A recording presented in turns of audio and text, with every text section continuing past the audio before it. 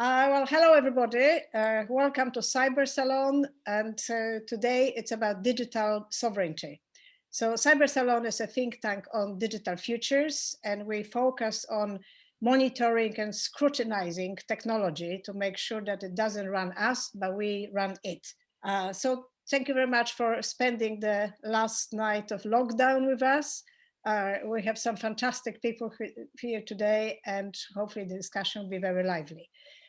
So the key to the digital sovereignty is really to pick the right level. We know we all want to be digitally sovereign, but at which level? So today discussions will be where should we pitch it and who can protect our data best? Should we be looking for digital sovereignty at the state level, at the city level, at the street level? You know, how granular you can get, and when will that help us and when will that hinder us? So today I have four fantastic people. Some of them are very long friends, some are new, hopefully will become friends forever.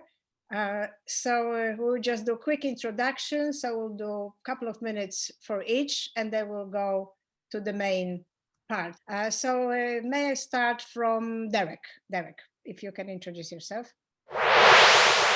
Everyone, so my name is Derek Alton. I guess I'm the Canadian on the panel, the local resident Canadian, although currently based here in London, UK. So I guess my background is I've been really fascinated by how do we change the world. That's sort of been one of my core passions for most of my life. And looking at these big systemic challenges we face, like climate change. And one of the things I've sort of come to is this realization that government represents this really powerful collective arm for society. There's nothing else like it that has the type of power, but it's fundamentally broken. And so I've really kind of made it my life mission to try to figure out how do we fix government to make it an enabler and the support we need to tackle these big systemic problems. And then questions around sort of the digital revolution has really sort of shaken the foundation of government and provided a really interesting opportunity to transform government. So if you want to change government, the digital government space is where you go. And then when you enter in that space, you get into big questions like we're going to talk about today around data sovereignty. That's where I've been playing now for the government, with the government of Canada for the last, I guess, 4 or 5 years. Okay, great. And if I can just say that Derek loves Canada so much that he even puts Canadian mountains on his bio picture. That's laugh. He's temporarily came down from Canadian mountains to lowlands of London, and he's based here for a few months for sabbatical. So hopefully we can get to see him more and get a few more conversations over physical coffee as well as virtual. Okay, and that's our second guest is Birgitta Jonsdottir, who is from Iceland, and someone who I've been following with great interest for many years, probably from 2009. And she always does amazing work, very much in the space of digital sovereignty. But Birgitta, if you can introduce yourself, a couple of minutes about yourself. Thanks for having me. So good to see you all. And so basically, I am a humble poet that got accidentally involved in creating 2 political movements that I got into Parliament. I am sort of a digital native. I started to do web work in '95, and I totally fell in love with the internet back then. I'm having a hard time staying in love with it. But one of the main interests that I had when I was working as a parliamentary servant was systems. So I do think I have a lot in common with many of you, and I just think it is so important that we have people both within the administrative, at the administrative levels, but also in parliaments that understand technology and the potential technology has to enhance our lives, not to deprive us of our basic rights. I've had a chance to work with a lot of people from all over the world on the issue of democracy in the digital era and the threat it poses to our basic human rights. And I wrote a resolution for the International Parliamentary Union that was unanimously adopted and was enhanced, not destroyed, like a lot of these resolutions tend to be. So, so I'm just sort of a jack of all trades. I really don't know what I'm going to do when I grow up. Well, you started as a poet, so it's only one way up. You have to become a proper politician again. But Brigitte has been an MP for quite a few years, so she knows not just how to fantasize about things, but actually how to get them delivered. So I'm looking forward for the sharing of the hands-on stuff. If we can get to David. David writes a lot of books and knows everything about money, but not just about money. So if you want to introduce yourself. Sure. So I'm Dave Birch. I'm an author and an advisor in digital financial services. I'm interested in two things really, digital money and digital identity. And my general feeling is that we think of these in the wrong way, which is why we can't think about them properly looking forward. So we think of identity only in terms of passports, and we think of money only in terms of national currencies. And neither of those things seem the right way to get us where we want to go moving forward. So I feel they've got to change. Thank you very much, Dave. The fun fact about Dave that he cries easily, particularly when he gets his British Airways gold card, but there is nowhere to go. So it's the most first world problem I've ever encountered. Yes, but I do feel for you because I've been absolutely nowhere for last 9 months, which is very unusual for me. So I just feel positive about my eco footprint, but negative about not seeing all my wonderful friends around the world. But also you haven't mentioned that you are happiest on Twitter. So I am very happy on Twitter, actually. So if anybody wants to follow Dave and his digital guruship, Twitter is probably the best. Thank you. To find him. So if we quickly can come on to Jim.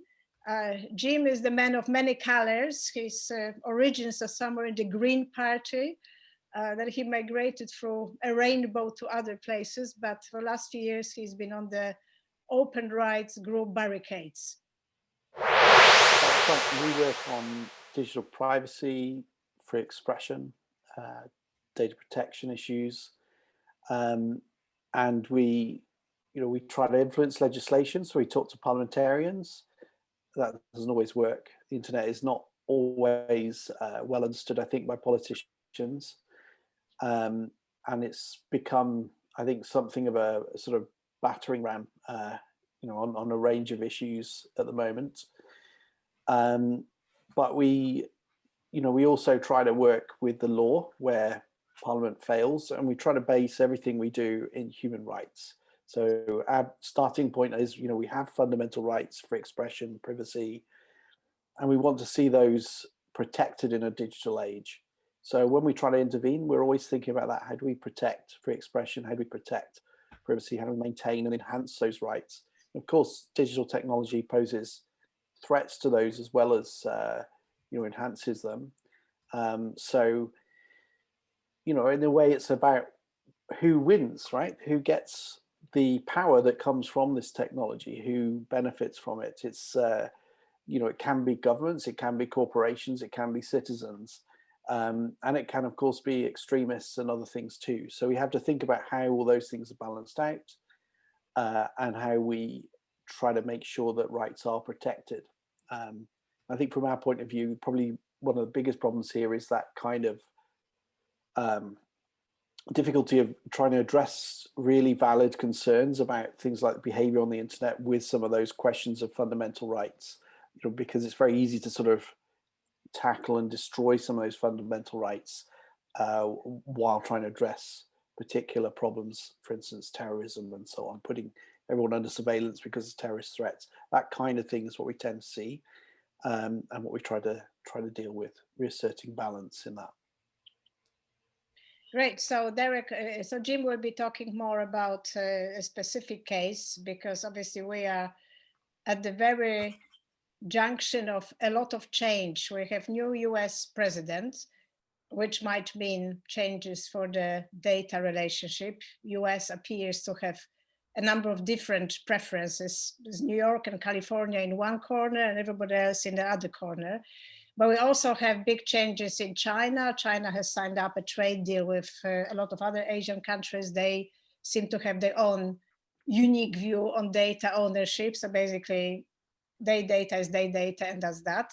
But also UK obviously is leaving EU and doing deals with countries like Japan, which includes the data deal, and that's probably contravenes EU. So Jim will talk about it later. So if we can get back to the core of the thrust of the matter. So we invited Derek, not because he's young and optimistic, but although that was a big reason, but because he actually has a nice government. That government has a modicum of democratic recognition. Most of our other governments have either been elected by Russians or by bots or by both. So the element of trust in majority of government is extremely low. I actually have seen research from Pew a few weeks ago, which said that this current generation of millennials is the lowest trusting in governments ever. So the boomers are quite happy with democracy, but millennials think it's all bullshit. So Derek, as a sort of one of the millennials, has taken upon himself to fight the fight and lead the troops to recognition, to building the recognition for the government and digital sovereignty from the point of government. So if I can hand over to you, just explain to us what are you building and how can you help? Yeah, I mean, I would start by saying that I hold a lot of the skepticism people feel for government in its current form. I think the distinction in some ways is that I feel that we need government to tackle the problems of our time, and therefore we need to fix government, which is why I have joined government to try to fix it from the inside. After railing against it on the outside for a decade or so, I thought I should roll up my sleeves and get onto the inside. So I do see tons of issues with government, many of which we'll talk about today probably. But I also think that it is going to be essential to fix government to tackle these problems that we face. I think what I sort of the notes I kind of jotted down quickly, and I apologize in advance if I'm scattered and all over the place. Had a lot of fires I had to put out at work today. But it sort of laid out some key ideas or concepts to help frame this conversation around digital sovereignty and data ownership. And so Eva, when you and I talked about this last week, I kind of talked about how I think there's sort of two key elements when we talk about digital sovereignty. There's the infrastructure and then there's the data. And both are important because infrastructure really is about the systems that data flows through, as well as the policies, regulations, standards that kind of guide how data is used within a system as well. And infrastructure matters because infrastructure, the architecture, the way we design that infrastructure, and the way that infrastructure continues to evolve really shapes how data is used within it, who owns the data within it, who has access to the data, how that access is happening. So infrastructure is this like non-sexy thing that is actually incredibly, incredibly important. And one of the things I find very fascinating about infrastructure in the case of the digital space is that it's owned generally, when we talk about ownership, because ownership is a type of power, the digital infrastructure really falls into two main camps. It's either owned by private sector companies, like, I mean, we often talk about the big ones, your Facebooks, your Amazons, your Apples, your Googles, your Microsofts, etc. And then, of course, there's this whole like open source space as well, where a ton of, particularly the foundational infrastructure, is open source in nature. But the key thing is that government isn't yet playing a big role in the digital infrastructure space. I suspect that will change in the coming decades, in the coming years, forget decades, as infrastructure becomes more and more important to our world. When that happens, government tends to start coming in to ensure access to that infrastructure, which is why we create public infrastructure. So the idea of what a public utility is, stuff like that. So infrastructure is, I think, a really interesting point. Data, obviously, is the thing that we often talk about. It's the thing that's kind of on top of people's minds these days. And really, you know, there's all sorts of different types of data. One of the things is that I would argue that the real value isn't in data. It's rather in the ability to leverage data. You can have tons and tons and tons of data, but if you can't do anything, it doesn't matter. It's the ability to leverage the data, which is what makes companies like Google so effective, is they have incredible capacity to leverage massive amounts of data. Data can be about a specific entity, which is usually how we talk about data, but there's all sorts of different types of data about more general things, data tied to the weather, data tied to traffic flows. There's all sorts of different types of data. But oftentimes we talk about data, we talk about data specifically tied to an entity. So this type of individual data can be split into two generic buckets. You've got identity data, which is much more static usually, and is tied to who you are as an organization, as a person, et cetera, et cetera. And then you have behavioral data. So identity data is generally speaking, oftentimes managed by governments. Behavioral data is generally speaking managed by private sector companies who then leverage it to sell you stuff. Hashtag surveillance capitalism. Data can be viewed in its aggregate in the sense that you have a very specific piece of information that you would then have across thousands or millions of people. And that's one type of data that's really valuable. But another type of data is when you have a whole bunch of data about one single entity, and that is also valuable in one way or another. And these concepts are all important. We talk about data sovereignty, we talk about data ownership. What are we talking about? What type of data we're talking about? How are you using this type of data? So when it comes to digital sovereignty and data ownership at the micro level, I think there's sort of two key elements that are going to be important that we'll talk a lot about. And I probably should wrap up because I'm realizing we're going pretty long, but I'll quickly say it is digital identity and digital credentials. Digital identity is really about who you are, and digital credentials is really about what you have access to or some type of status related to that. The key thing to know about digital identity, digital credentials, and really most types of data is that it's about you have an identity or a credential because some type of institution or organization vouches for you. So when you say a driver's license, for example, for you to be able to drive, you have that credential, that driver's license, because Ministry of Transportation in your country says you have the right to drive. You have access to a bank account because the bank says this person has access to a bank account. So much of digital credentials and digital identity is tied to some type of institution that's vouching for you. This again becomes a really interesting question. And so we talk about sovereignty, we talk about ownership. How does that work when the legitimacy of an identity or a credential is associated with an institution? What does that mean? Which then gets us to the final concept I want to put out there, and I think other people will probably talk about this more than me, which is the concept of self-sovereign. Which is sort of this new model that's gaining a lot of traction in the data space, which is basically as the self-sovereign sort of movement came out of the blockchain space, which is really a sort of fighting back against, coming out of the financial crisis, this not being able to trust institutions. So if we can't trust institutions, how do we do transactions? Because transactions have always been based on trusting, well, at least in the last couple of centuries, it's been based on trusting institutions. So if we don't trust institutions, what does the system look like? And that's where blockchain came from. But at the core of it is this idea of self-sovereign, where instead of, we talk about it as being trustless, a trustless system. I don't think it's actually trustless. I think a more accurate statement is that it is, we're trusting the system and the process as opposed to any individual institution. What this means in terms of identity is that moving to a system where you are much more in control of your own identity and the credentials that wrap around that identity and the data that's associated with it. And then you give permission or access to that data, usually from some type of digital wallet. Yeah, I really like the idea of self-sovereignty. We had 5 years ago an event which I found a poster from with Ira Bolishevsky and my Dex, David Alexander, who were very much arguing for various versions of self-sovereignty. Actually, very interestingly, Ira is now leading on the interoperability in NHSX.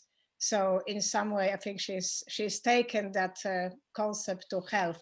But Derek, so how long before I can become digital citizen of Canada? Well, of Canada, I was gonna say, you can become a digital citizen now. Estonia's got their e-citizen that you can become a digital citizen for Estonia. I don't know if any other countries have that set up yet. I would say we're not there yet.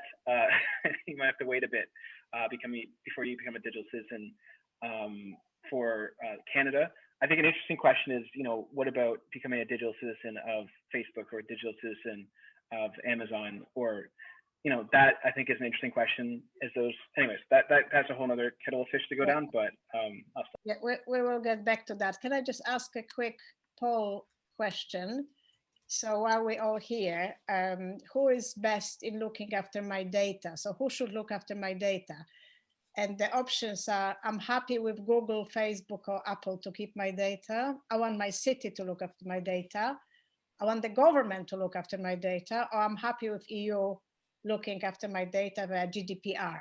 So if you can vote on that, it would be great to see where are our trust relationships and who does it best. So Priya, who is just joined the chat, she argued very eloquently on the last event that actually the companies that we have relationship through on mobile phones every day, hundreds of times, have very high trust factor, despite the fact that they as entities might be highly suspicious.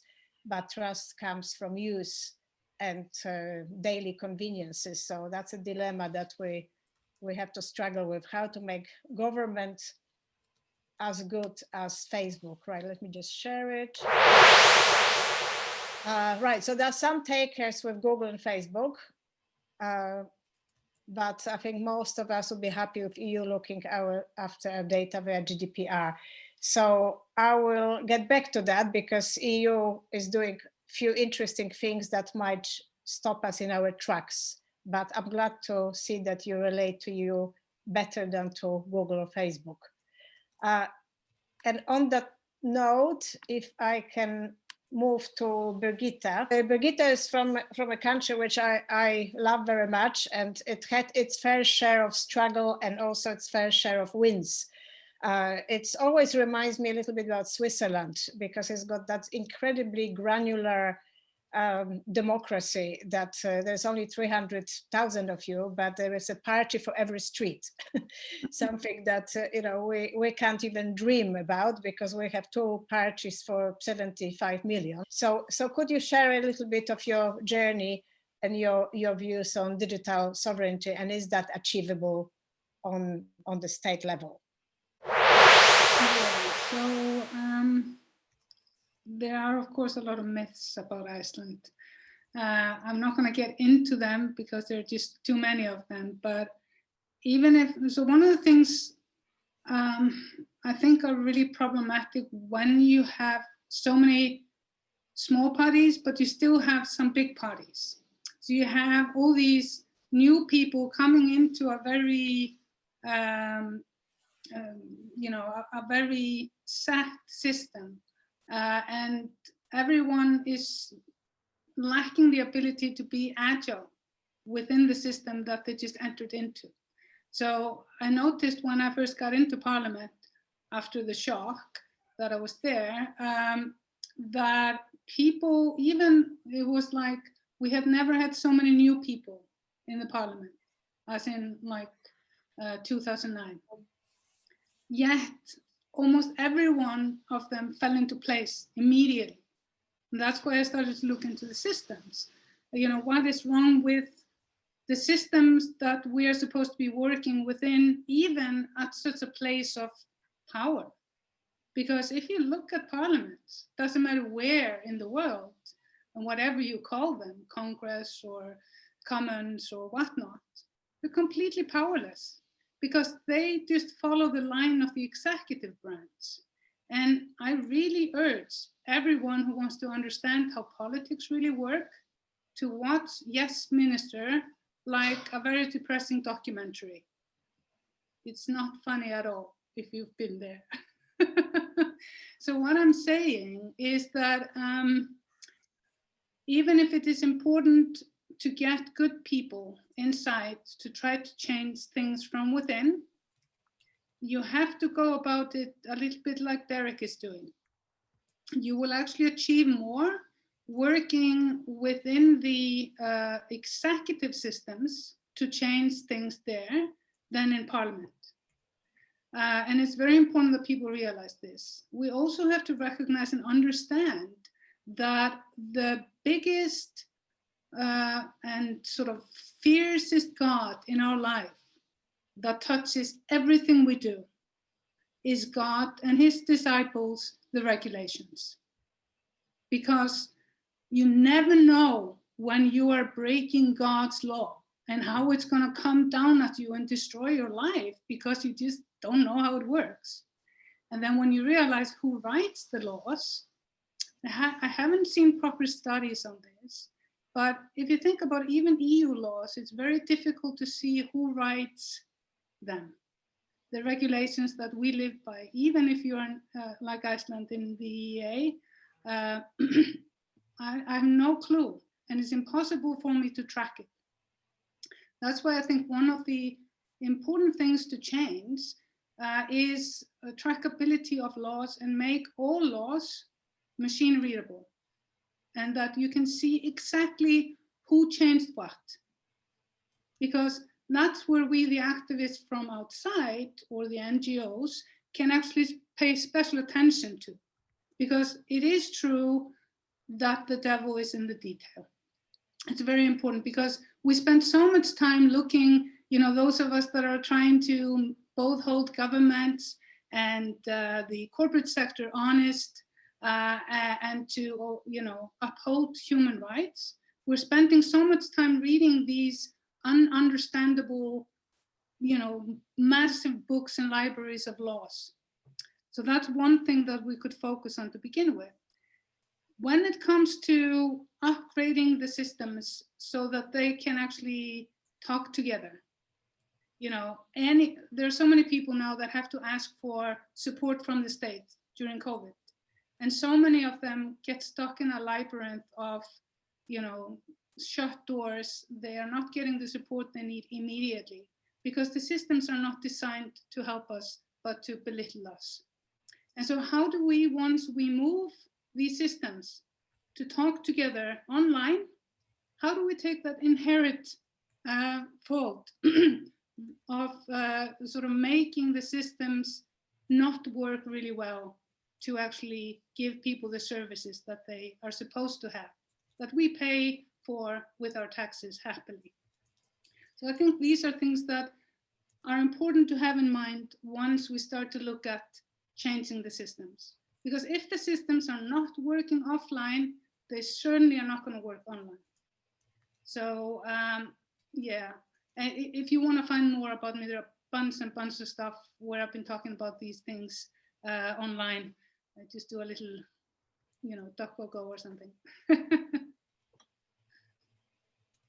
So we're basically going to follow Derek and work from the inside and change the system, not individuals.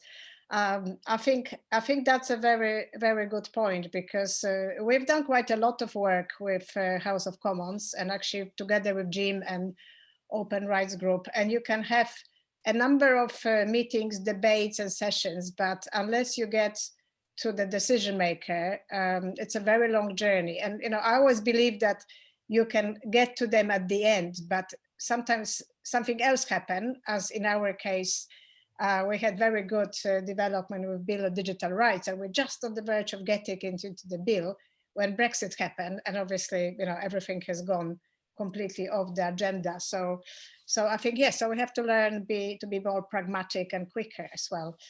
So I think at that point, if I can bring Jim, Jim has been with his hands right into the depth of the manure of that Japan and UK trade deal, and found some very smelly things there. So please share what's going on. Yeah, so I think the really key thing to remember here is that Parliament has really been disabled in the way that it works with the UK works with trade treaties. It's been cut out of the whole negotiation process. Unlike some countries, it doesn't set the negotiation mandate. No parliamentarian has a right to see the text as it's being negotiated. And Parliament doesn't even have a standard right to vote on the treaty, and certainly doesn't have any right to vote against particular parts in the treaty if it doesn't agree with them. The whole system is designed for everything to happen outside of Parliament, for Parliament to get minimal scrutiny, and for the trade agreements to be agreed by default.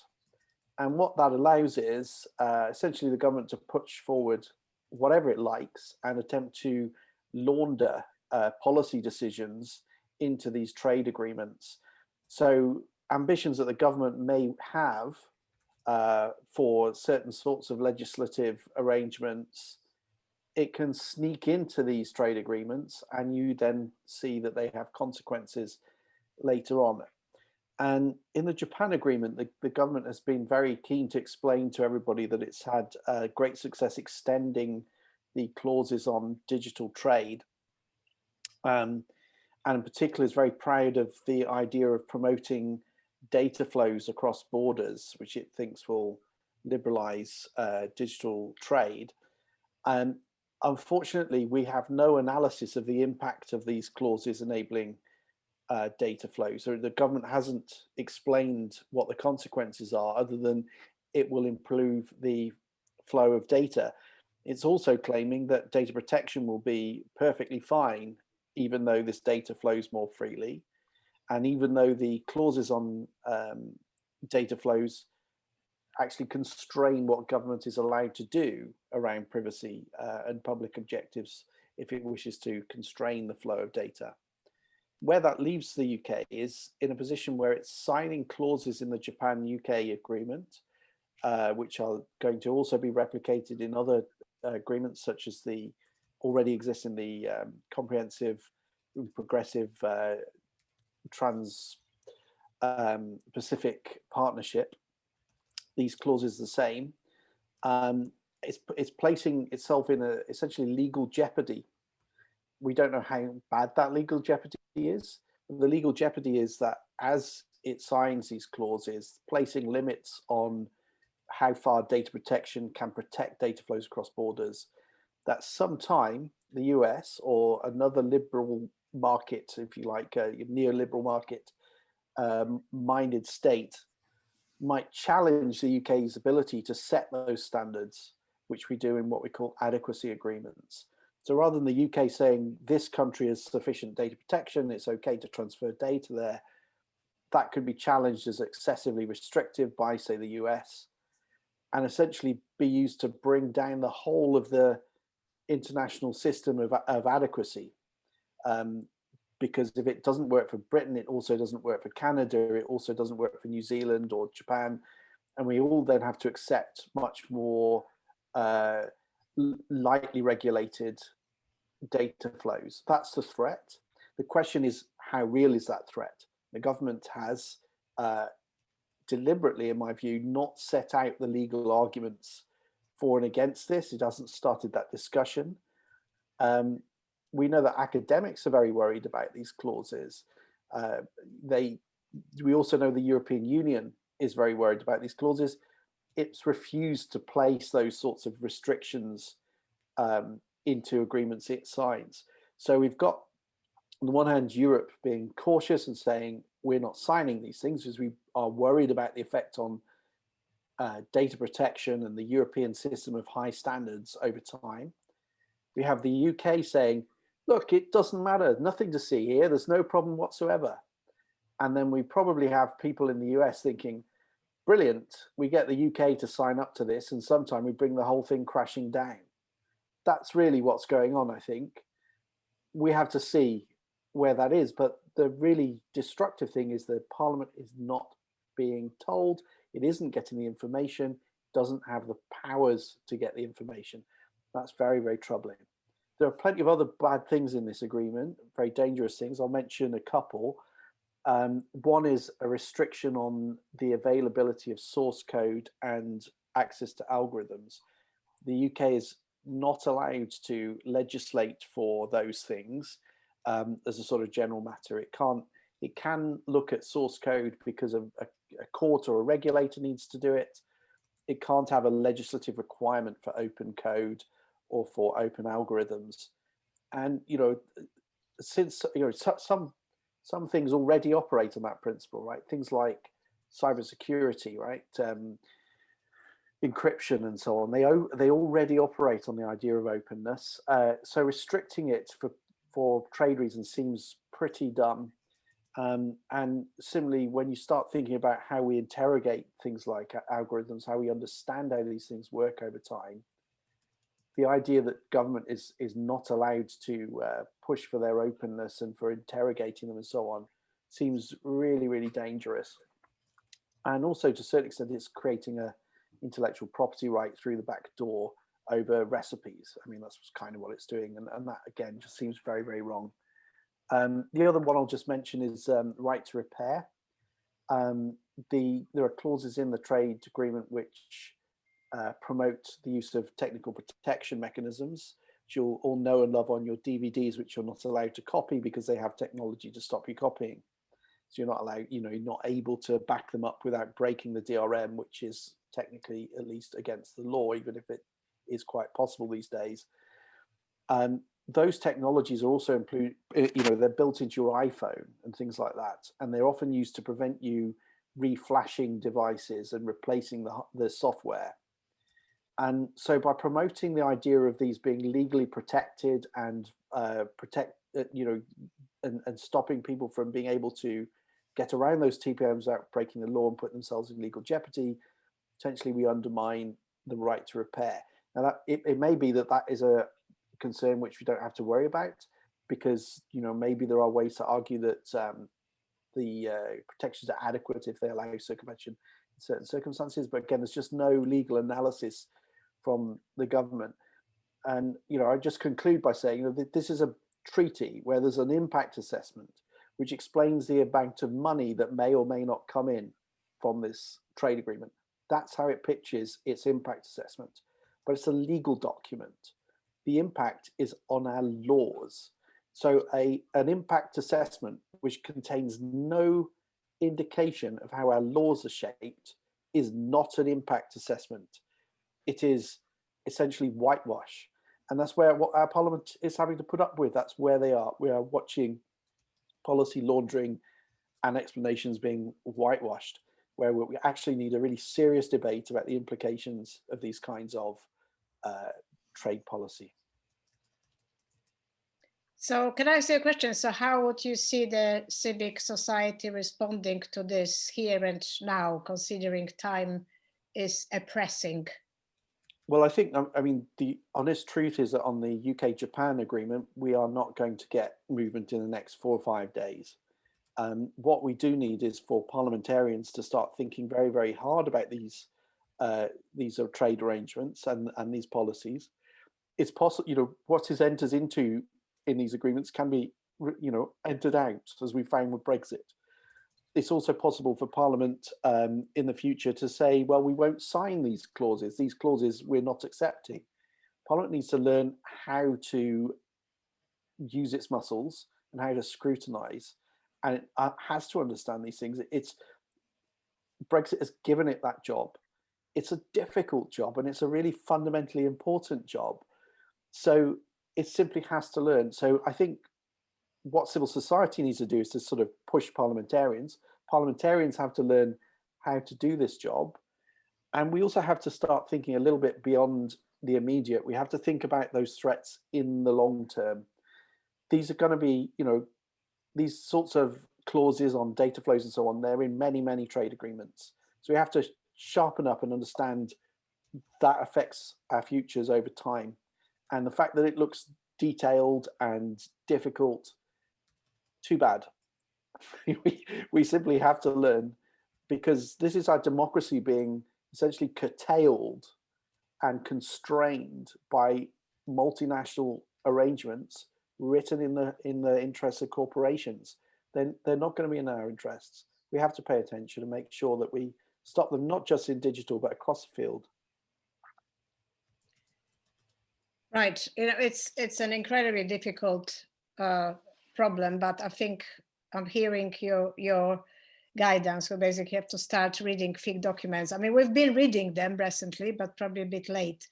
So I think the bottom line is that if that trade agreement, I should say, right, that's the other problem, right? This trade agreement was published about a month ago. So it's hardly surprising that none of us have been able to get up to speed and fight it.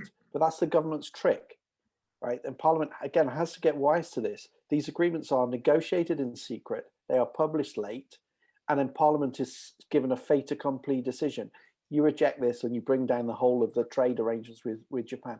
That's what's being offered, and that will be again what's offered with the Brexit agreement. Take it or leave it. So Parliament simply has to get wise. The European Parliament has mechanisms, right? It insists on a vote, it insists on scrutiny, it looks at the documents while they're being negotiated. That allows civil society to input. So, you know, there are ways to try to make this more accountable, but really the government has pulled a fast one on us all right here. Yes, not for the first time. So I think that was one of the items on the list for our discussions with David, because one way of protecting the data is doing the thing that the data is being gathered on yourself. And we've been watching for a while what's happening on payments and the development on financial data. You know, financial data, it's the ultimate trophy. Everybody wants it because it tells you most about the subjects, and financial data is usually what's traded hardest and paid for most. But at the moment we lose financial data to Google Pay, to Apple Pay, to Visa and MasterCard, and only the biggest of the companies can afford to buy it. But this is our data, our payments, our behaviors. So we were looking at one way of getting around it and creating, because it's so much cheaper now to create currency, to explore the platforms where smaller entities can design their own currencies. And that's one of the areas that David is exploring. But can I just ask you a question on the launch, on a poll? If on the payments and your access to your payment data, who should get access to your payment data? Your country, your city, your region, like California or the Bunds in Germany, or your borough. If any of these entities could run their own payment systems, they would hold the data. And then they would also hold the fee for doing the service. It's quite a powerful thing to be, but we would have to start thinking about money a bit differently, because money is the data generator. So where do you feel comfortable? Your country, your city, your region, or your borough? So more than a third still thinks that the country is where you should hold the payment data. But there are some fans of the city, not that many of the region, maybe because UK is not really regionalized in that way, although Jim is from the Midlands and he will stand up for the Midland coin, or possibly the borough. And interestingly, Hackney, if anybody is going to do a coin, Hackney is going to be the first one, because they're probably the most advanced on that. Okay, I will stop sharing now. Ben, I hope you caught the graph. And if I can get back to David, who spent last few years of his life thinking very hard about money, both digital and physical. Sure, I would I would say that there's a link between money and identity, which we need to understand. But we also need to understand those different levels and the flows between them. So the example I'll use to illustrate my point is Oyster cards. You remember Oyster cards? Your butler probably uses one, Eva, to get to work and back. So the Oyster card, you remember there was a great discussion about what to do with the data around this. And they ended up with a pretty reasonable compromise. So, you know, I use my Oyster card, and the data on my journeys, Dave went from, you know, Marble Arch to Tottenham Court Road, is kept for, if memory serves, I can't remember, I think it's 6 weeks, 42 days or something like that. And after that, the personal data is stripped away and the data is kept for route analysis and route planning purposes. But that's held within TfL. And then above that level, the aggregate data is known to other people. So in other words, at one level, you've got, this is Dave Birch going from Tottenham Court Road to Marble Arch. At the next level up, you've got somebody went from Tottenham Court Road to Marble Arch. And at the level above that, you've got somebody was on the tube. And those different levels, I think, give us the way to manage our way through these apparently intractable problems. And I think the same thing is true, whichever side of this coin you're looking at. Coin's the wrong example. whichever side you're looking at, money or identity. Derek made the point about credentials. That's the same thing.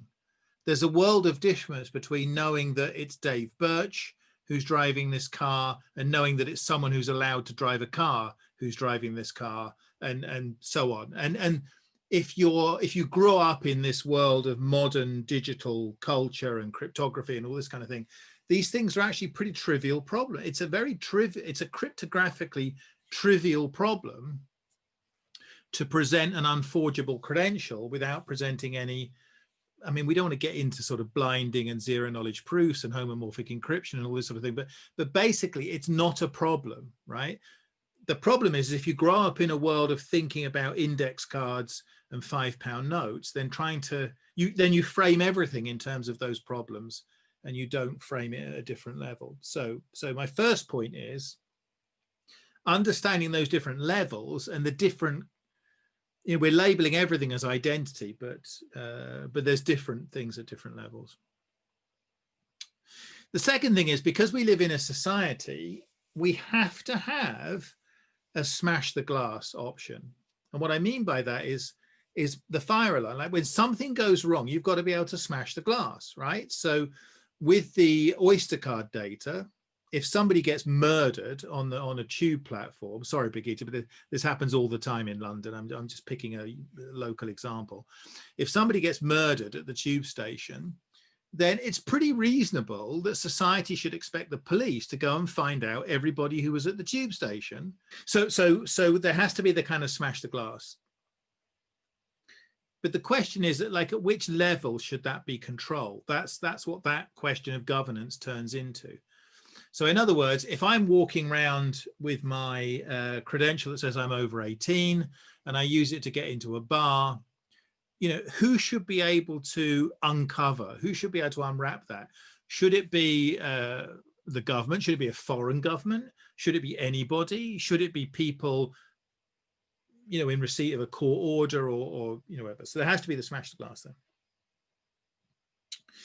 And thirdly, there's the point that if you start with the wrong infrastructure, just to build on what's been said, particularly by Jim and Derek, if you build on the wrong infrastructure, which is what we have at the moment, that's why everything seems so awful, because the infrastructure is fundamentally wrong. So Brigitte, I don't know much about poetry, but England's greatest living poet is John Cooper Clarke, the Bard of Salford. And he has a wonderful poem called Things Are Going to Get Worse, which really is an extremely accurate analysis of Britain's modern conditions. So it's just a sidetrack into poetry, but I'm more on the T.S. Eliot side of things. Dreaming of systems so perfect that nobody needs to be good is my guiding principle. So there's this thing about the layers. And there's this thing about starting with the wrong layer. You have to start with the layer that provides the absolute anonymity. If you start with anything else, you can't make democratic choices on top of it, right? So you have to start with the most secure, most anonymous infrastructure. And then in the different communities that you exist in, you can make different choices about what to put on top of that infrastructure. So it's almost like, I mean, I know I was using this as a stupid example, but like you start off, everybody uses Bitcoin, and then each community builds its own side chains that do what the community wants. And the Islamic money might be very different from Icelandic money, which might be very different from Manchester City money, which might be very different from Dave money or Hackney money or whatever, okay? So what we want, surely, is to allow communities to make their own choices wherever possible. So the argument against I can't remember who said it, but the argument against the nation state, which is that the nation state is too big to solve the small problems and too small to solve the big problems, is basically true. So going forward, we have these different communities. We have these, and remember, community used to be a geographic thing, but in the virtual world, it's not. We all exist in multiple overlapping communities that we've chosen now. So how do we start doing something like this? Well, I think Eva might be onto something, because maybe the place to start is with the money, because that's the source of a lot of the data that I'm interested in. and that transactional data that's the source of friction and problems. Right, right now I go around and I buy everything using my Visa card, and that data is known to everybody, and but suppose London had its own money, right? Suppose we decided, actually, it's not very good for the UK. Actually, it's not. I don't want to get sidetracked into that, but it's terrible for the UK that London is in the sterling zone. London really shouldn't be in sterling, because the economy of London is so utterly different to the economy of the rest of the country.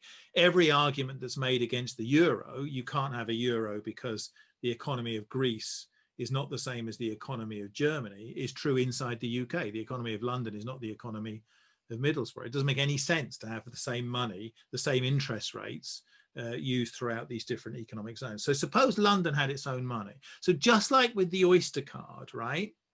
So they would know, well, Dave just paid Sainsbury's, right, at one level, but at the next level up, it would just be these people had paid this supermarket. You wouldn't know who they were individually. And at the next level up, it would just be this much money was spent in supermarkets. You see what I mean? So you get these sort of different layers. And that sounds like it would be complicated. I mean, apart from anything else, it used to be like that. I mean, everywhere used to have its own money. I mean, if you were on the Amsterdam waterfront in 1609, which is when the Amsterdam Bank was founded, you'd be working in 10 different currencies, 20 different currencies without thinking twice about it. But of course, now it's no problem at all, because everyone's got a mobile phone, which is connected to a supercomputer, which is perfectly capable of dealing with all of these different currencies. It's really not an issue. So we might have Hackney money that we use for certain purposes, like paying for parking in Hackney. And we may have London money that we use for other purposes. And then we may have English money. We may have EU money or whatever.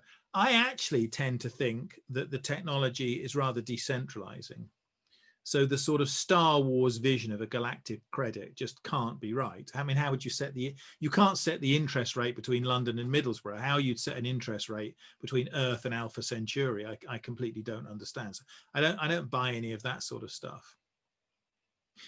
Now, there's an overlap between those communities, which are tangible because the money is different, and the identities that exist within those communities. And here's the analogy I want to finish with, which is if you had different kinds of money which functioned at these sort of different levels, what you would in essence be doing, assuming that you believe that identity is founded in relationships and is not a top-down thing, what you'd essentially be doing is reducing the transaction costs within communities, at this the kind of reputation economy that people talk about, at the expense of increasing transaction costs between communities.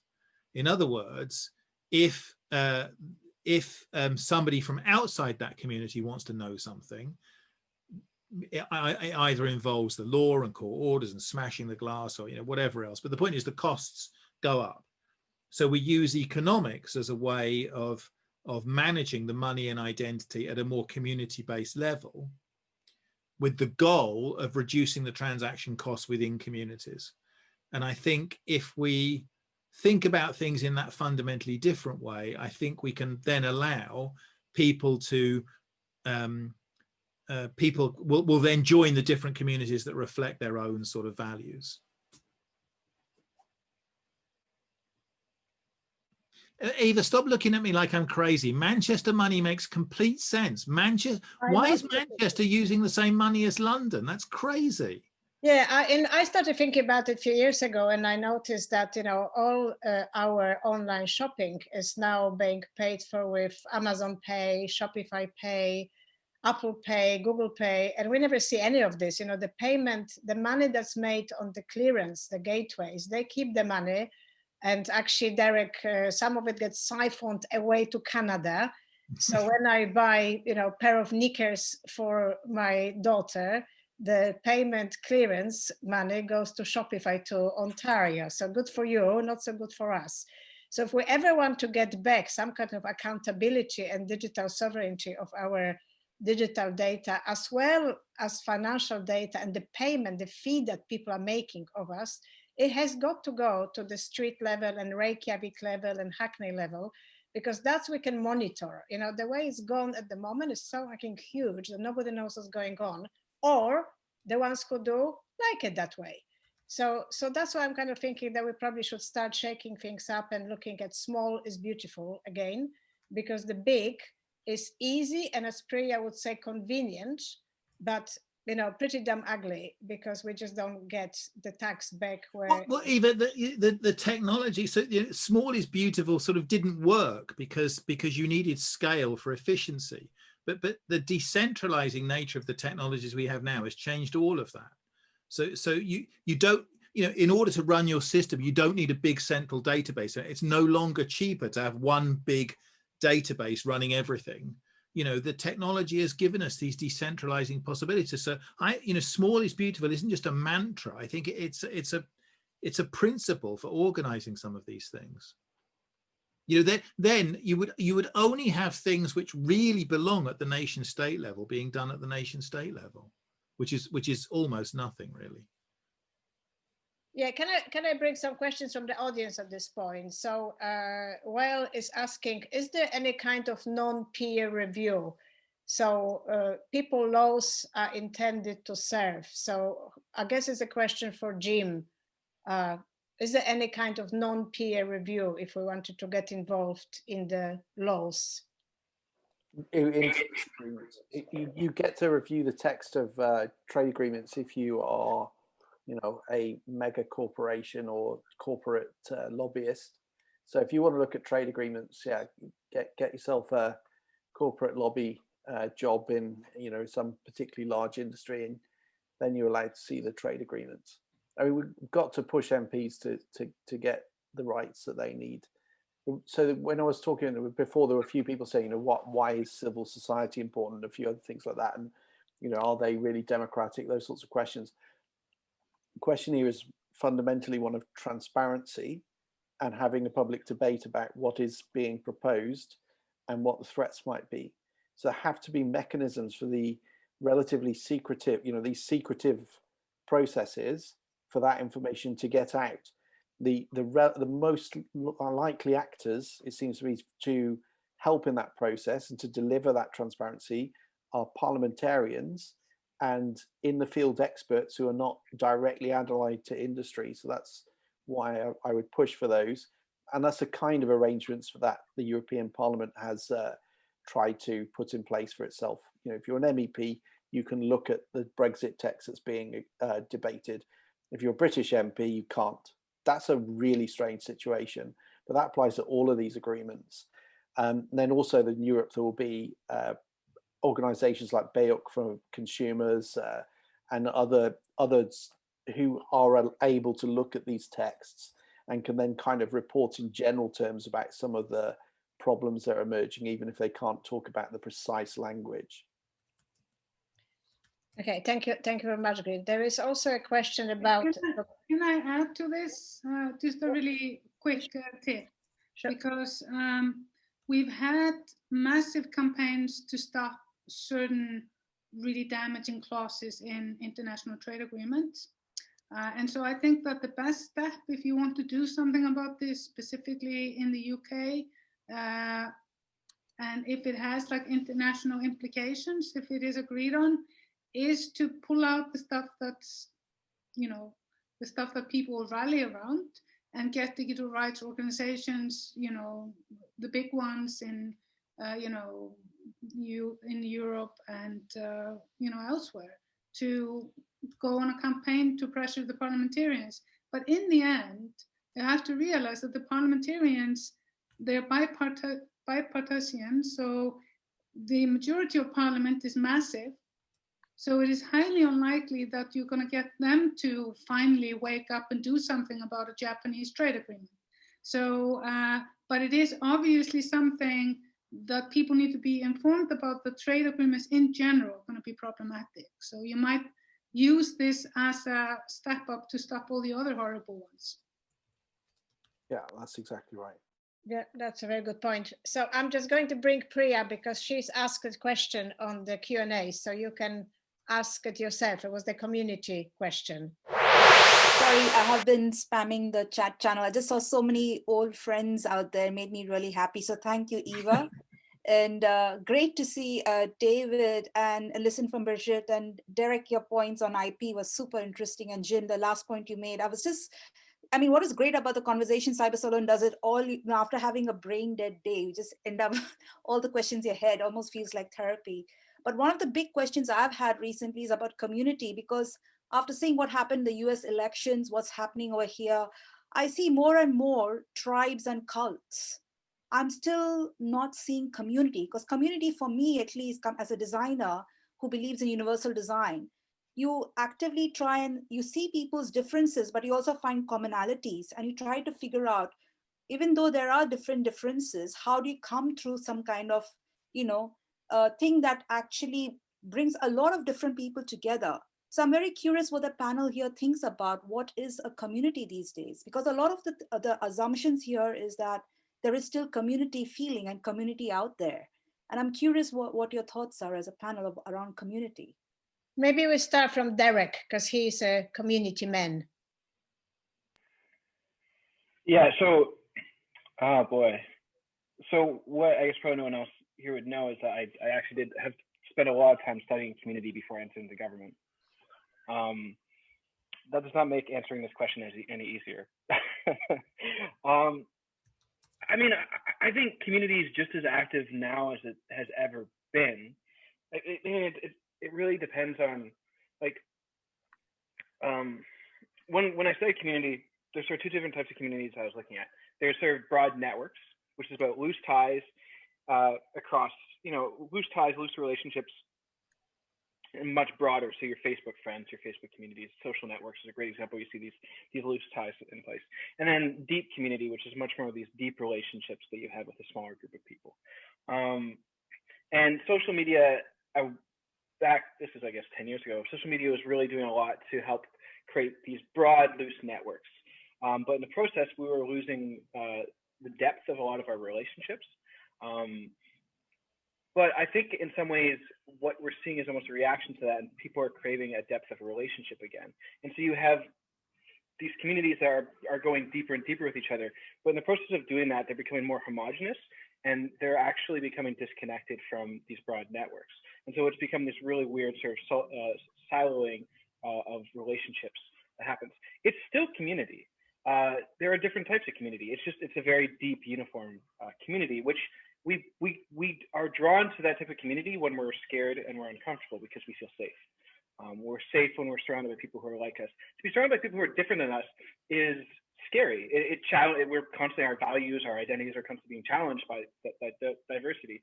And when we feel safe and comfortable, we can handle that. And it can be actually really good. And there's lots of positives that comes with diversity, as I'm sure we can talk about. But when we are scared, when we feel uncomfortable, we gravitate to sameness and we go deep with that sameness. But that does create a lot of siloing and fracturing and then conflict.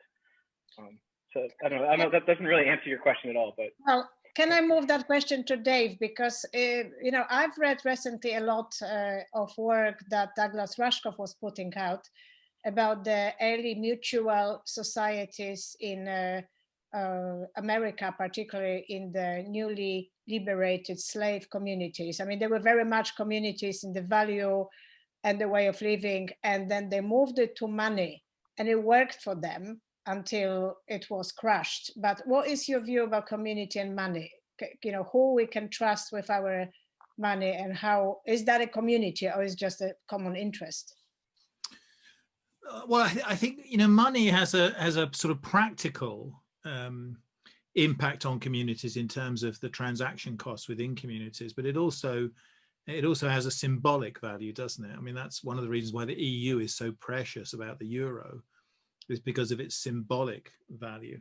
Look, I think the difference is, and I'm not negative about this, I see this as part of our kind of evolution, is that we all belong to multiple communities now. We belong to multiple overlapping different communities, and those communities may have different interrelationships with other communities. So for example, it's an easy one to think about. You know, you may belong to a religious community and you interact with certain people in that community in some ways, and you use money for certain purposes in that community, including actually that example of mutual savings. And I remember from the early days of M-Pesa, you know, the evolution of or the relayering on some of those sort of more traditional saving circle things that were done with the new technology. But there might be other communities that you know, you relate to in very different ways and use the money for very different purposes. You know, there's a great you know, the difference between the money that you use for transactional purposes and the money that you use for sort of long-term saving purposes and pensions is quite different. So I actually see it as a kind of ecological argument of strength that you have multiple communities with different kinds of money. And if you know, if the money in one of those communities goes bad, then you don't have to lock up all the bankers like in Iceland. You can just switch to using a different kind of money from another community. So I think there's an ecological argument in favor of that. And to pick on the one particular kind that I think, you know, you and I are both quite interested in, there's lots of other reasons for thinking that within all those different kinds of communities, the city is a particularly privileged kind of community. You know, you go back to the days of Jane Jacobs, you know, Cities and the Wealth of Nations, this sort of thing. You know, this idea that there's a national, I mean, the idea there's a national economy is crazy. We, you know, in the developed world, we live in economies of cities and their hinterlands. You know, one of the reasons why national economies are so hard to manage is because there isn't a national economy. In Canada, there isn't a Canadian economy. There's an economy of Toronto and its hinterland. There's an economy of Vancouver and its hinterland. And there's no obvious reason why they should be governed by the same money or the same rules. So I think having these different communities is a strength. I don't see it as sort of divisive, or, I mean, I think it is as strengthening everybody that they belong to these different communities. Yes, cities have a special place. I completely agree, but they're only one of them. Yes, and as technology gets cheaper, smaller and smaller groups becomes more viable. Yeah. I mean, I'm astounded how cheaply it's possible to provide payment clearance. It was like you needed AS400 and 120 people in your IT team to do anything remotely useful, and now you can do it with a handful. You know, some of these online payment systems, they're run by kids. You know, back of the garage, and yet it works. So, you know, we just have to cotton on that this stuff is working. But Priya, the question I had for you as well, we've been following quite closely the development in India, and India closing down and the payment systems and kicking out Google Pay, kicking out Amazon Pay. So how do you see that? Do you see that as expression of the country values and trying to keep the money inside from the payment clearance and keeping the data, or what's going on there? Because it's obviously such a big upset. Google is so upset about it. It just makes me smile. Well, I guess all of us are to blame because we've been saying data is the new oil. And then finally everybody realized that if you have a lot of people in your country, then their data is equal to oil. So, you know, putting the hat on, you just figure out that, okay, how could we kind of make this data sovereign to a country? But more interestingly, Eva, coming back to your point about payments, like Paytm was initially also funded by China and in India. And what's been also happening in the background is if you look at the investments from China into countries like India and many countries also in where there's large population like Indonesia or going to the African nations as well, it's becoming increasingly clear that there is a problem around how that data is going to be used going forward. And India has taken this current point of view where there's going to be a lot of restrictions on Chinese investors investing in infrastructure based projects like, you know, companies like Paytm and others, because it's just going to, that you don't know where the data is going to be saved and how that data is going to be used against this country's so-called, you know, security issues. So I think many countries are taking a much more holistic view on a government level about data than I would say a tech company would, because the government is looking at it from a slightly more security perspective, which many tech companies retrospectively are called into the Congress to answer. So I think it's a very different kind of, again, if you go back to the user needs, the country's user needs are very different from, say, Facebook's user needs. Because Facebook's business model is completely different from, say, Indian or Chinese government's, business model. If you have to think about the fact that many Indians are abroad and many Chinese are abroad, they're already living in different states. Like I recently read a fantastic article in The Atlantic, which spoke about it's more difficult now for the US to have an anti-China feeling because there are so many second-born American Chinese. So it's very difficult to create that feeling of anti-nation like they had with Russia and others, because now we are all mixed up. We don't no longer have the allegiance for a single nationality. And I think this is where my fundamental question comes down to, is like the identity and the base of identity on a national level is probably much more broken now. And we have already seen that with Brexit. So I think what's interesting is we have to really rethink about how people understand their mental model of identity. And from there, countries which are really clever, like China and India, would try and use the patriotic angle, unfortunately, to reaffirm the consumer's vote on what service they use or decide not to use, and use data as a stick to say that if you use this service, which is actually funded by a government that we disagree with, you're not being patriotic. You see where I'm coming from?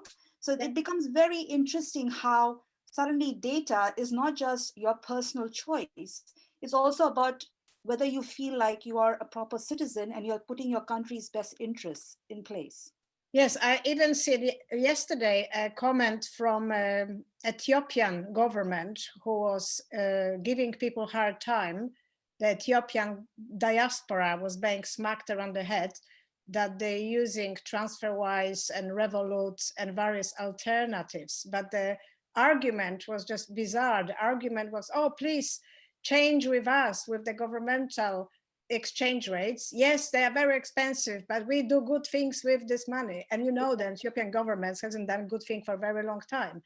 But that patriotic appeal is there. So at this point, can you just quickly launch a poll? Because I'm very interested in your view on would you like to be a digital citizen of another country and keep your data in another country? So we have choices of Estonia, Canada, obviously, Iceland, and I would like my country to offer digital citizenship to others. I see people changing their mind. I think it's sort of between Derek and Brigitte. So let me just share the poll. So Estonia is tempting, but Canada second and then Iceland first. So I think nobody is really hoping to be inviting people to digital citizen of UK because nobody would come. But Iceland is tempting. And I think it's because Iceland has always had such a strong stand on anti-corruption, transparency, on direct democracy. You might not have got it to where you wanted, Birgitte, but you got a lot further in that process than we even started. But the good thing about small countries is that we can change things quickly. We can do a tipping point much quicker than larger societies. But Iceland is not a utopia. You know, I would have loved to see the last question be 100%. You know what I mean? The last question, I want my country to be able to offer digital citizenship to others, because there are people in this world that are in great danger when it comes to their data. And I honestly don't trust any of the nations listed to look properly after the data of citizens. Not Canada, not Estonia, not Iceland. Maybe it's better to let Apple look after the data then, because they have a commercial reason for not wanting to share your data. No. They use privacy as a competitive tool. Yeah, right? like in China. Apple in China is not the same as Apple in the US. And I don't want any American country to decide when and where to share my data with whatever government, you know. So just before we wrap up, can I just ask Richard quickly, because we've been doing quite a lot of work on this whole kind of current split. I think it was Derek who shared the writing by Wendy Hall, where she wrote about internet splits into separate sections. So she wrote about EU, but also about China, which we know is completely closed internet, and also about US. And it's interesting that she mentioned the US actually is not a monolith, it's Silicon Valley model versus Washington DC model. She didn't mention India, but she probably would have if she was writing the piece now, because the India same empire, Eva. They're just different factions, isn't it? right. And also the Russians are spoilers, so you know, never contributing but always ruining the party for everybody else, which I thought was quite nice. So Richard, you've been doing some thinking on the separation of Chinese internet, and should we really be doing the same with our? Well, I'm just curious because I teach Chinese students, so, and having got COVID earlier in the year and being forced to watch lots of YouTube, so not being able to do very much else. It's interesting you get fed all this information once the algorithms know you're interested. And what I got from Chinese students is that things like privacy, which we take as absolutely essential, they don't actually see as that important, to be honest. It's really, I mean, I find that it's completely different. What I got from them, and I was teaching MA students, is that they look for different things. I mean, someone said earlier on, of course, they support the government because their living standards have gone up. Again, it's interesting. I mean, if you compare, think of the two great Asian countries, China and India. I think the average Indian was richer than the average Chinese 70 years ago. And now the average Chinese is 5 to 6 times richer than the average Indian. So it's not surprising that they see it delivers the goods, and it's like a form of social contract, the mandate of heaven. So I think it's difficult for us. I mean, I personally, I find it a bit shocking, but it's one of the advantages of traveling or meeting for people from different countries is you realize things that we just take for granted are actually historically and socially created.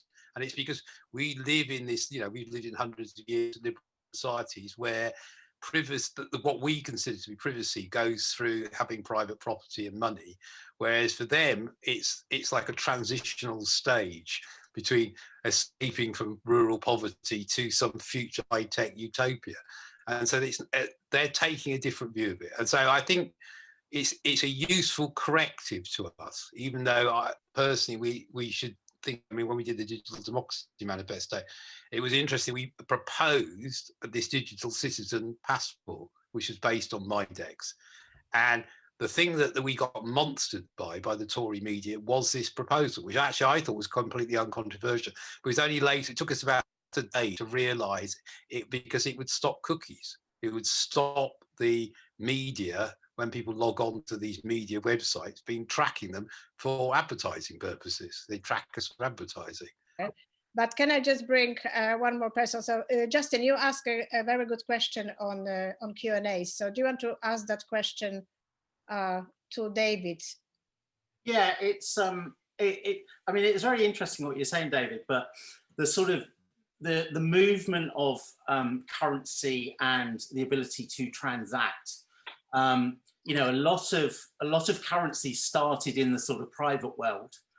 So, the Bank of England is underwritten by apparently this loan that can never be repaid, that was given to them by some individuals.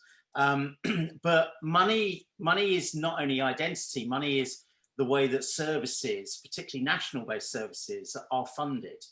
And so if you start to devolve, and I think we're seeing this, in devolution at the moment, in the lack of a national strategy versus local strategy, because we've devolved some types of things that, people have different views. So how do you sort of square that circle? Because I get what you're saying. I get, as you say, why should the economy in Sheffield have any reference to London?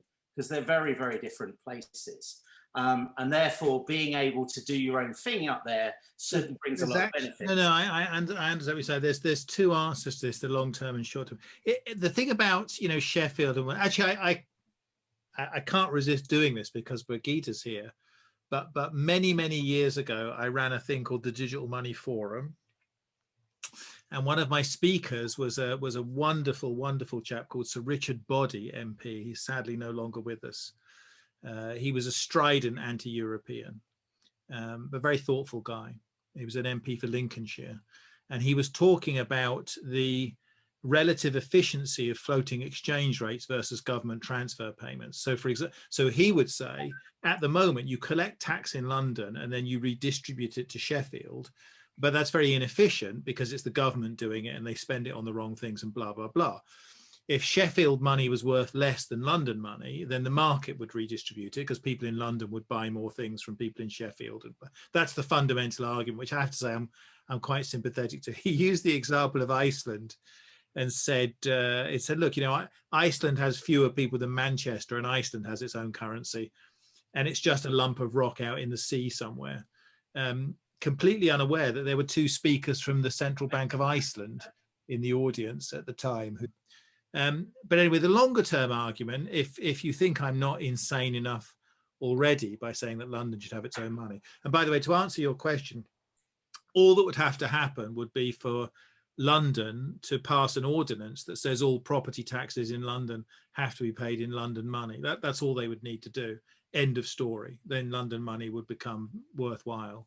And you don't have to do anything else. You just have to make taxes payable in the new currency and it's the end of the story.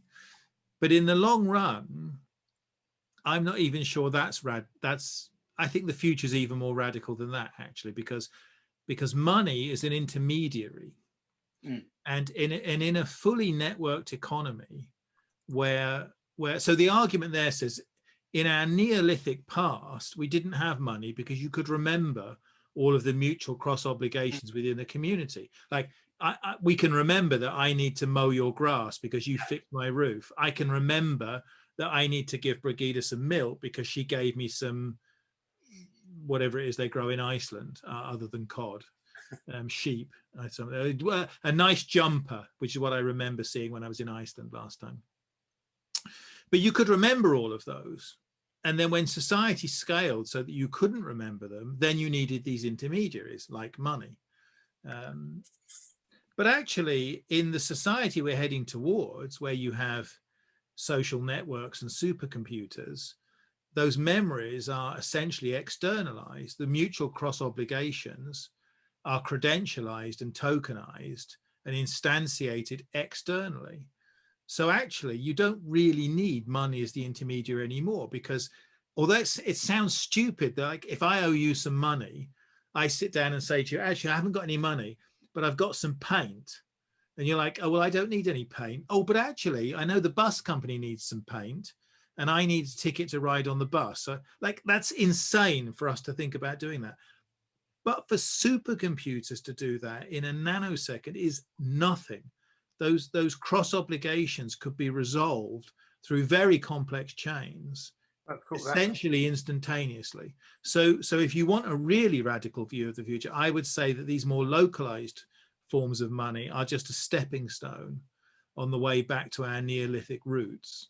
Okay, thank you very much. Can I just bring Birgitta, because she's got to go. And the Stone Age was good enough for my father and his father before him, Eva. It's been changed for change's sake ever since. But I just wanted to ask Birgitta, because, you know, UK has ended up a bit as Billy No Mates. We're sort of friendly with Japan, but probably on the wrong footing. Nobody really else likes us. I noticed there's an air corridor to Ulaanbaatar now, though. Handy. So I wanted to ask Birgitta to comment about the European Economic Area, because Iceland is part of it, and you were saying there is a number of benefits that we should look at.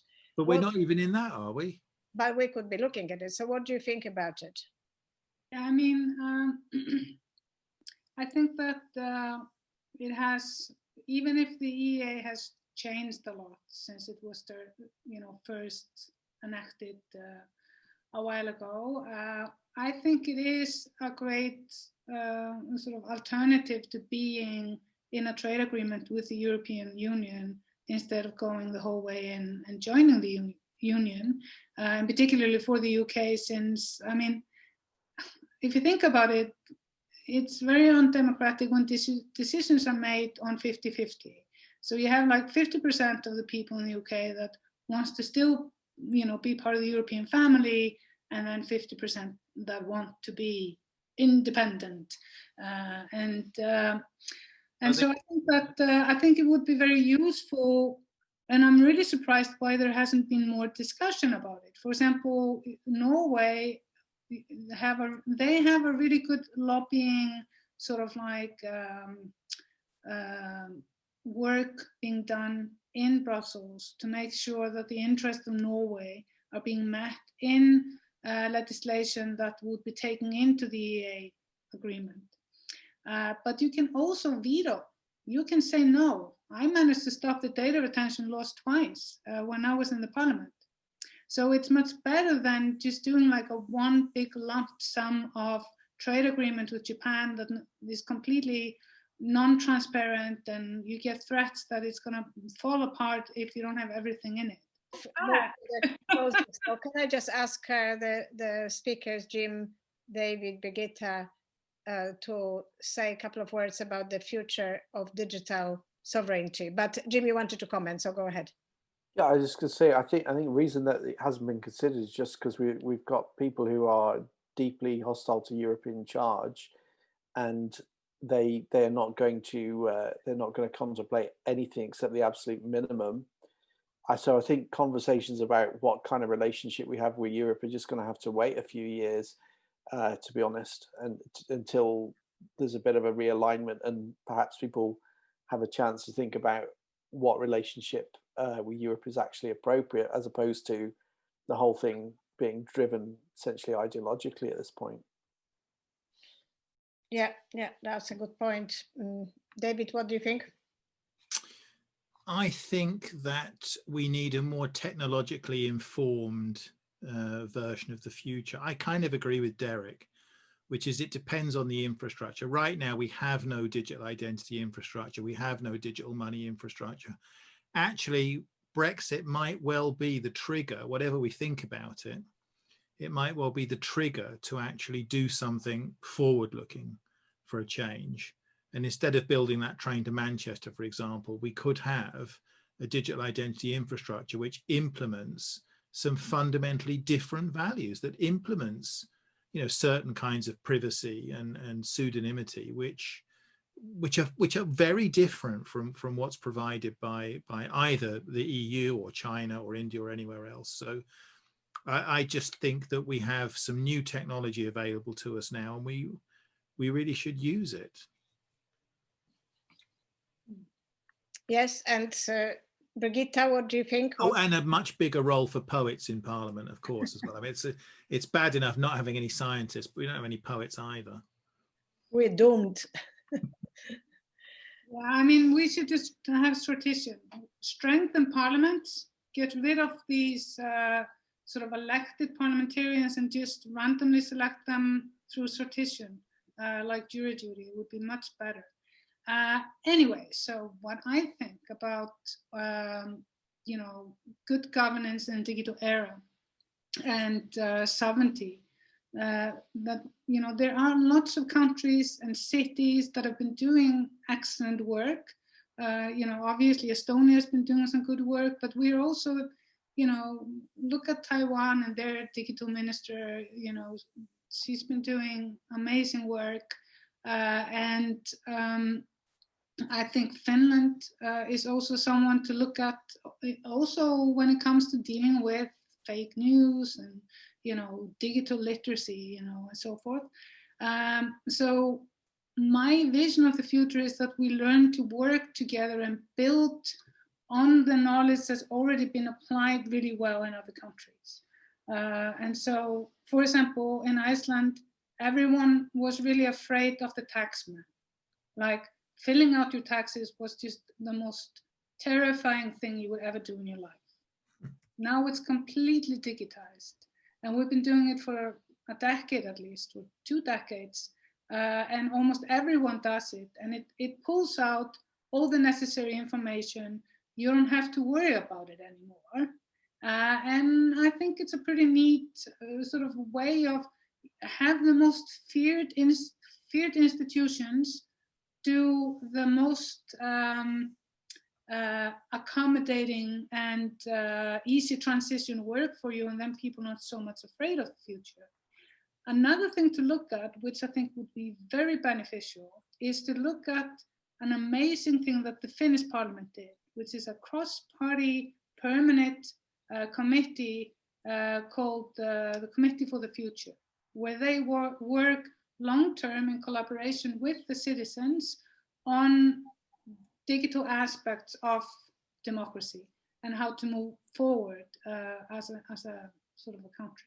Thank you very much, Jim, David, Birgitte, Richard, Priya. Thank you very much for joining, and Justin and everybody on the chat. So we'll finish the formal part. Thank you to all. And then can you please put your Christmas hats and we can start the drinks. I can put my Christmas hat on, but my dinner's ready, so I'm going to have to go in a second. But thanks, Eva. That was fun and it was interesting. It was very interesting. Yeah, we will put the blog in the chat because few people were asking for the chat. I will save it and add it to the blog next week when we finish. Let me just bring.